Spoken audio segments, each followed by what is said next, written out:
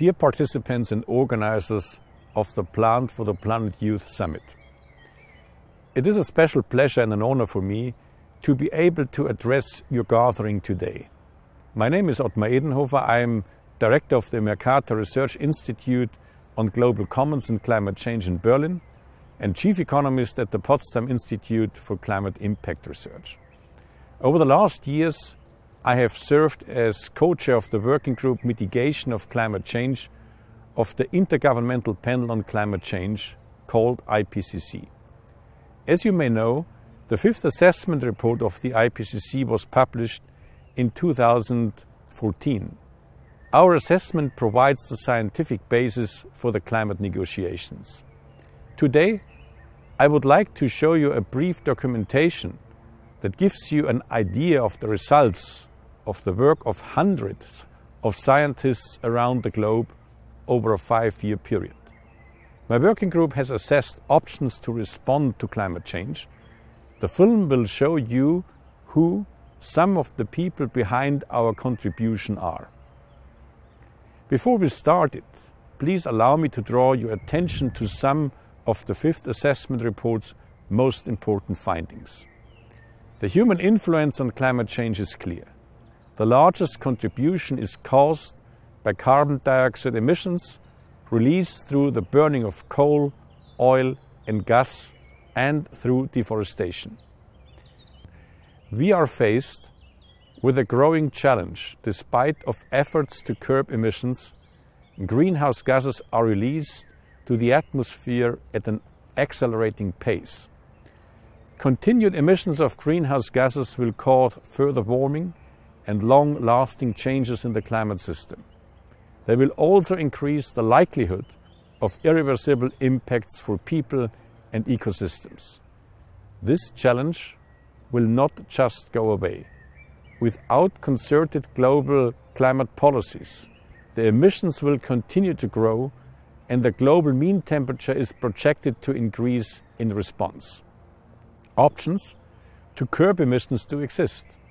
It's technically and economically possible to halt global warming and to keep the increase of the global mean temperature below 2 degrees Celsius.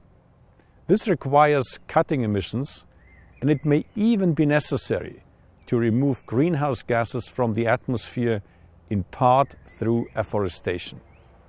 The science of mitigation shows that the longer we wait, the more costly and the more risky mitigation will become. Effective mitigation requires international cooperation at an unprecedented level. We need effective institutions to manage mitigation, instruments like carbon pricing at the national and international level. We hope that our report serves to inform conscious and responsible decisions at the climate negotiations in Paris this year.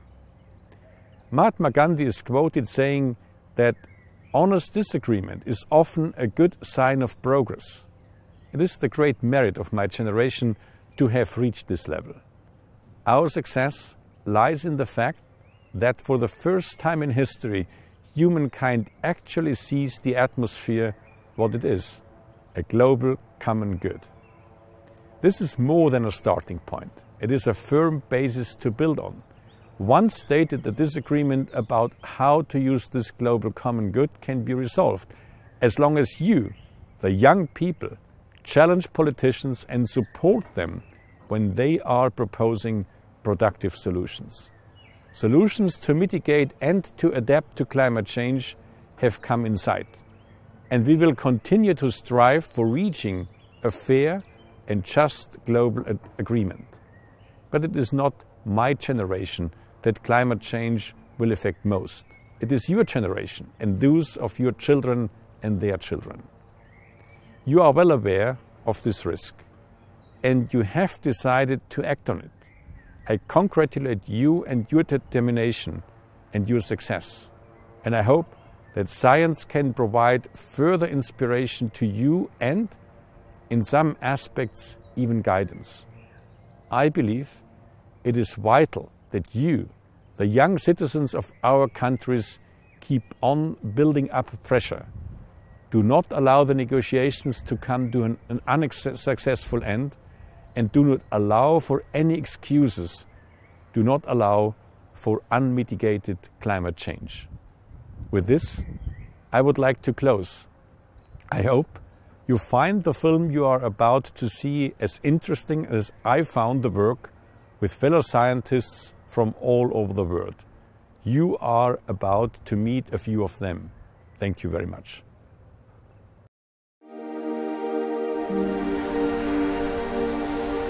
Despite existing mitigation policies, the growth of greenhouse gas emissions has increased over the last decades.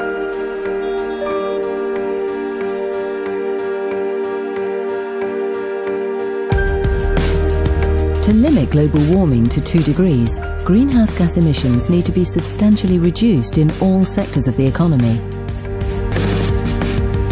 There are multiple mitigation pathways leading to this ambitious goal.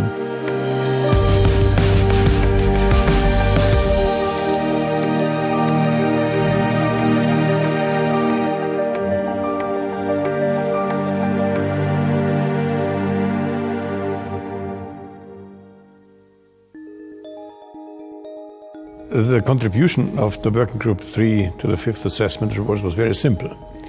We explored the whole solution space in order to reduce greenhouse gas emissions, and at the same time we informed the decision makers about the costs, about the risks and about the benefits of the pathways to achieve low stabilization levels. Global greenhouse gas emissions are growing at an accelerated pace. This is largely due to combustion of fossil fuels in the energy and industry sectors. Growing economic output causes most of the increase in emissions. The other important driver is population growth, but its influence on emissions has remained roughly stable. In general, we see that before the 1970s, most of the emissions came out from industrialized countries. But since then, most of the emissions now are from what are called emerging economies or high middle income countries. Science analyzes greenhouse gas emissions from different perspectives. A growing number of studies attribute emissions from the production of goods and services to the region of consumption. For example, countries and regions that are producing products, energy-intensive products, and exporting them to other regions that are consuming them, those producing regions will produce more emissions than those that are primarily consumption regions or consumption countries. Without additional mitigation efforts, global mean temperature could increase by about 4 degrees Celsius within this century. The world economy right now is causing massive quantities of greenhouse gas emissions, and they're going to keep on rising. To stop climate change, we need to cut them in half globally by mid-century and further after that. And that's going to involve complete transformation in the energy system, especially in electric power, new kinds of power plants, bigger, longer, more complicated electric power grids.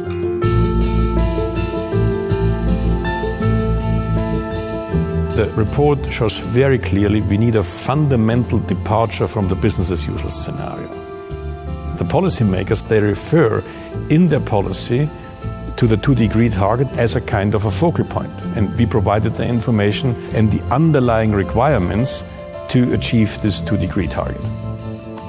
The authors have analysed a broad range of scenarios from the scientific literature leading to different levels of global warming. Many of these scenarios have emission trajectories that limit future global warming to about 2 degrees Celsius.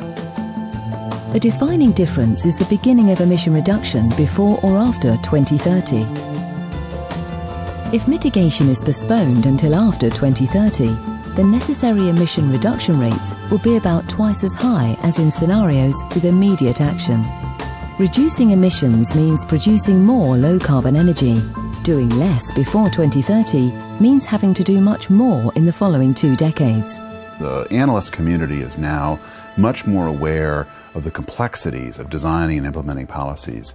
And unfortunately, that's also made us much more pessimistic about the speed and ease and cost with which countries can adopt aggressive policies that will be needed.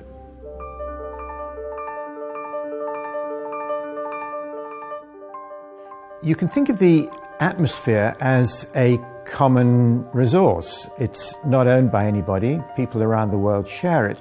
They use it for various purposes, and I'm sorry to say that one is they use it for dumping their waste greenhouse gases. It costs each individual nothing to dump her gases, and it costs nations very little to dump their own gases into the atmosphere, but the harm done by that is borne by people all over the world. That means the atmosphere gets overused as a dump for greenhouse gas, and that is the tragedy of the common. We have to find a way of reducing that.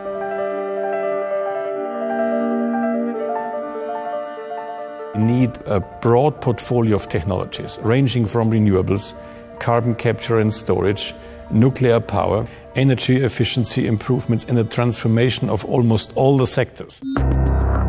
In the long run, GHG emissions from energy supply need to go down towards zero.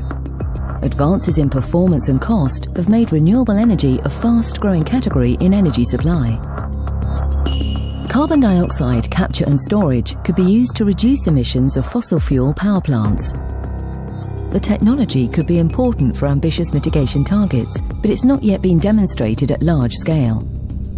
For implementing carbon capture and storage at a larger scale, it is important to take into account the need to compensate the operational investment cost with, for instance, higher prices of carbon markets, and also to take into account the need to consider the regulation needed to deal with the technological risk associated to this technology.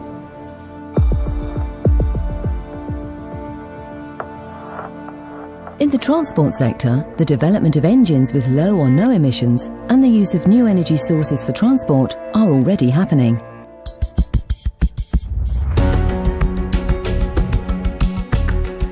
Technical and behavioural mitigation measures, in combination with investments in new infrastructure and urban redevelopment, could reduce energy demand substantially.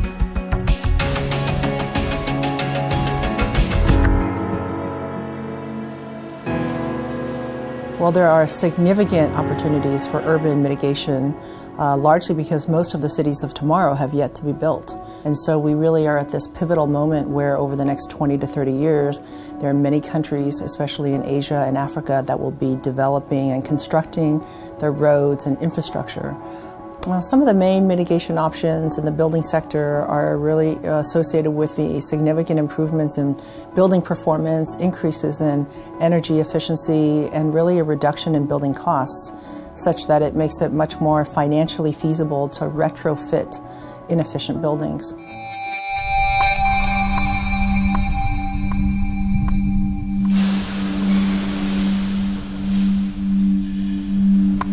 In 2010, about a fifth of the total global emissions came from industry. To reduce total emissions, energy, materials and products would have to be used more efficiently. And there is one aspect which is particularly relevant in the case of the industrial sector, which is the role of innovation. It is important, firstly, to remove as much as possible the existing barriers, for instance, the initial investment cost, and also informational gaps. To achieve ambitious mitigation targets, policies need to be implemented across all sectors of the economy. There is interlinkages between different sectors. Cross-sectoral mitigation is much more economically efficient than sector-by-sector specific. About a quarter of GHG emissions come from agriculture and forestry. Deforestation is a large source, but the related emissions have been declining in recent years. Land use is a unique sector that offers many different options to reduce emissions and also ways to draw carbon dioxide from the atmosphere. There are two sets of major mitigation routes. One of them is afforestation. So you plant wood, for instance, trees, and the tree grows. Up to a certain point, it picks up a lot of carbon. That's one option. But the other measure would be to take that tree and then convert it to energy, but capture all that carbon dioxide and sink it into a geologic storage. So that's called BECS, bioenergy and carbon capture and storage, that would provide negative emissions. As emission reductions are postponed, the use of bioenergy in combination with carbon capture and storage is becoming an increasingly important mitigation option. But upscaling bioenergy production comes with risks for food security, water resources, biodiversity and livelihoods. The sooner emissions start declining, the less will depend on risky negative emission technologies in the future. There can be significant risks associated with large-scale mitigation measures. But on the other side, there can be benefits beyond curbing negative climate change impacts. Let me take the case of Africa, where the energy system is not yet in place. There is two options. You can go for fossil or you can go for clean energy aspect. Electrifying the African continent with clean renewable energy would have co-benefits. Reducing the use of wood and other biomass for cooking and heating could reduce pressure on local resources and also improve health through better indoor air quality. But there are challenges. It will require new type of investment, a massive investment in the beginning for the initial cost of any of those different options. And then unless we have those possibilities, the financial possibilities, it might be difficult to do it.